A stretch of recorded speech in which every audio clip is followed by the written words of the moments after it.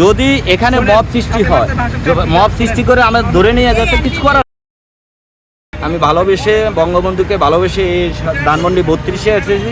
আইন শৃঙ্খলা বাহিনীর নিরাপত্তায় আমি ভিতরে ঢুকতে পারিনি, এই জন্য উনি আমাকে একটা প্রশ্ন করেছে আর সাংবাদিক ভাইয়েরা, আমি কথা বলতেছি। জীবন অবাক না করলে কে করবে? 28% মিল্ক ফ্যাটের অবাক করার সাথে ফ্রেশ মিল্ক পাউডার। জীবন অবাক করুক প্রতিদিন।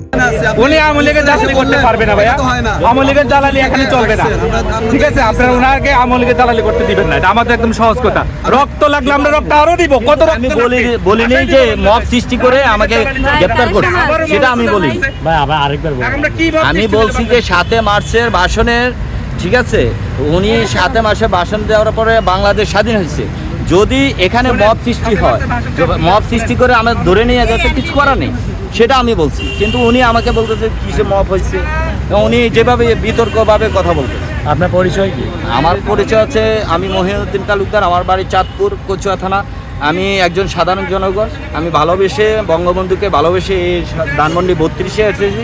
আইন শৃঙ্খলা বাহিনীর নিরাপত্তায় আমি ভিতরে ঢুকতে পারিনি, এই জন্য উনি আমাকে একটা প্রশ্ন করেছে আর সাংবাদিক ভাইয়েরা, আমি কথা বলতেছি জাস্ট এটুকু।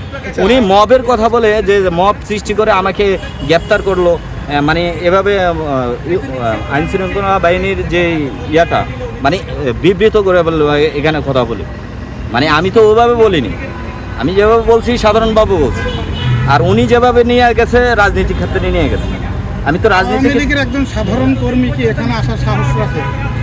আওয়ামী লীগের সাধারণ কর্মী আসার সাহস রাখে, ঠিক আছে, ওরা এটা তাদের ব্যক্তিগত ব্যাপার, সেটা তো আমার। কোন পোস্টে আছেন? আমি কোনো পোস্টে নাই, আমি সাধারণ একজন জনগণ।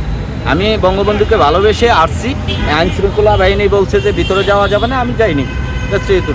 কতক্ষণ যাবত অপেক্ষা করছেন? এই 1-1.5 ঘন্টা। কোথা থেকে এসেছেন ভাই? আমি জীবন অবাক না করলে কে করবে? 28% মিল্ক ফ্যাটের অবাক করার সাথে ফ্রেশ মিল্ক পাউডার। জীবন অবাক করুক প্রতিদিন।